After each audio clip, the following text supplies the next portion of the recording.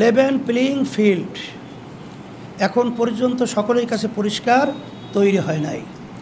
আর বিগত 53 বছরে যে পদ্ধতিতে নির্বাচন হয়েছে জাতীয়, সেই নির্বাচন প্রশ্নবিদ্ধ। সেখানে দিনের ভোট রাতে আমরা বাক্স ঢুকাবার প্রবণতা আমাদের দেশে রয়েছে। এক কথায় সে নির্বাচনগুলো প্রশ্নবিদ্ধ।